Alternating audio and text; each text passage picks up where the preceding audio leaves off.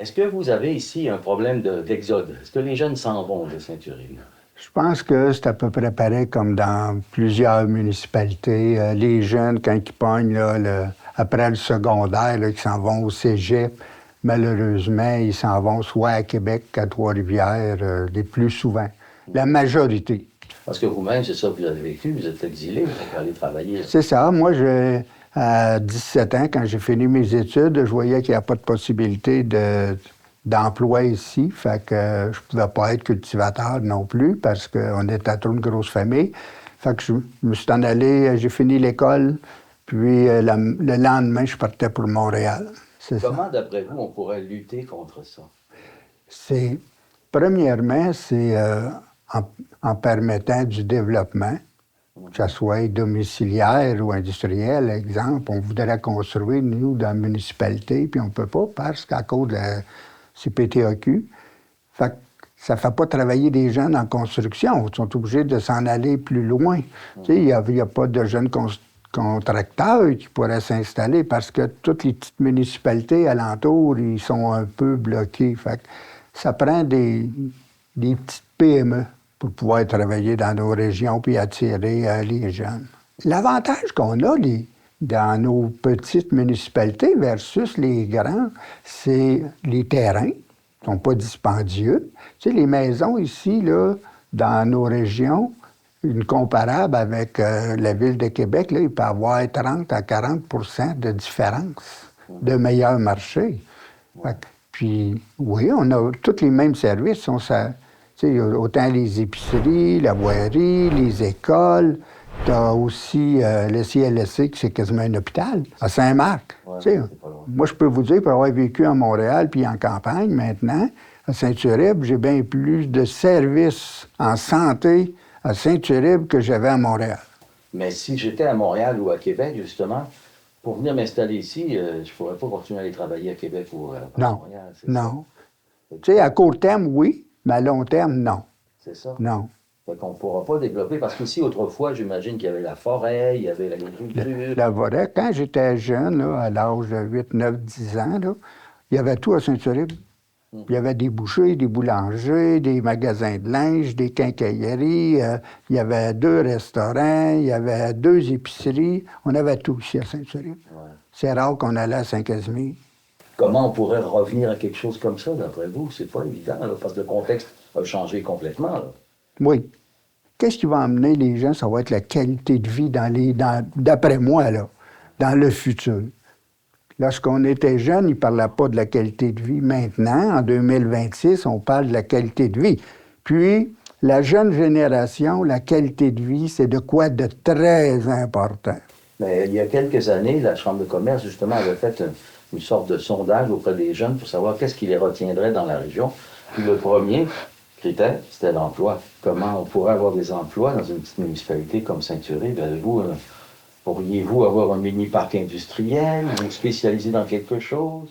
Nous, on est plus agricole. Ouais.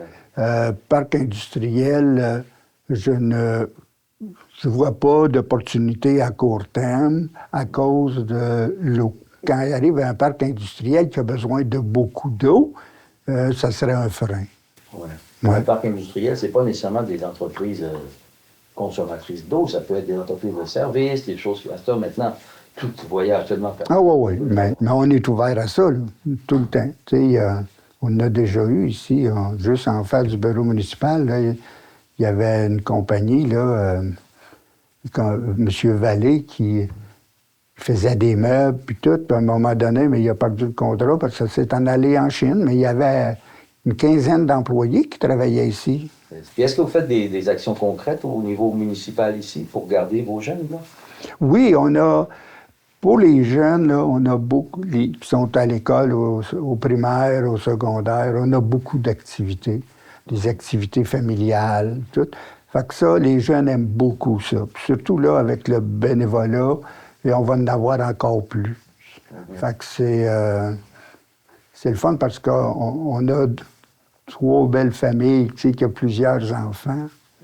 Il y a 3 familles qui ont 5 enfants chacun. C'est une belle richesse, ça, pour la municipalité. C'est beau. Ces enfants-là, quand ils vont aller à l'école, après l'école, ils vont aller ailleurs. Ouais, c'est ça. Mais on se croise les doigts, puis on travaille en fonction de pouvoir trouver des avenues pour aller garder le plus longtemps possible.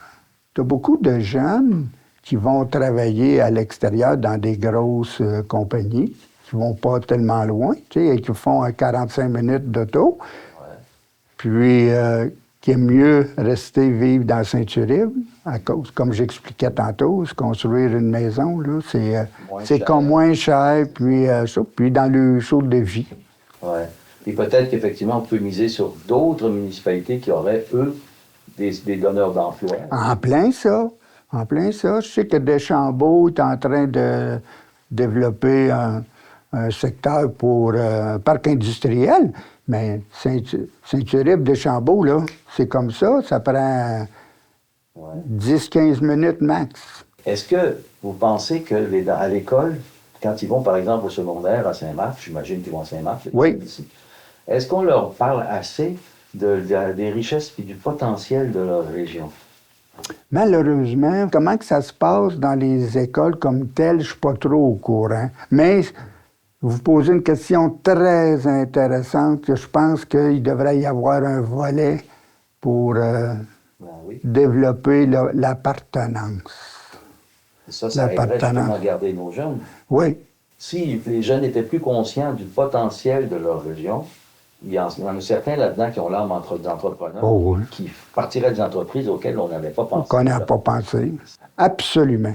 Absolument. La Chambre de commerce a lancé son grand défi relève. Puis son idée, c'est d'essayer que tout l'Ouest se mette ensemble pour tenter justement de garder les jeunes. Comment vous voyez ça? Qu'est-ce que l'Ouest pourrait faire?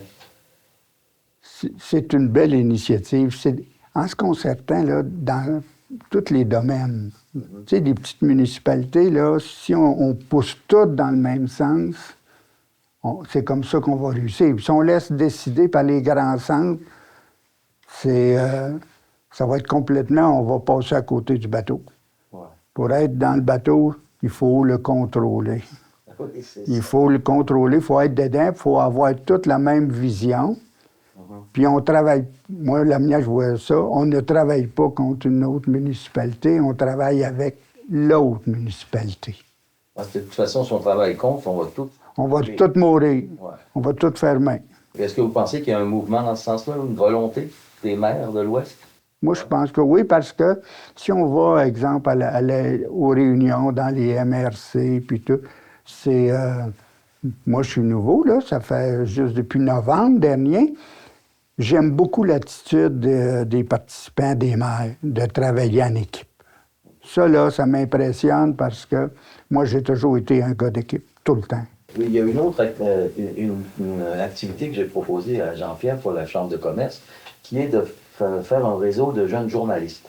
Oui. Qui, eux, produiraient des petits reportages sur ce qui se passe. Puis, tu sais, ces jeunes-là, ils vont justement être conscients du potentiel de leur région. Si on voit la petite entreprise, ses objectifs, qu'est-ce que vous pensez de cette initiative-là? Pensez-vous qu'en disant aux jeunes, en proposant aux jeunes de mieux s'informer sur leur région, ils vont avoir plus envie de rester?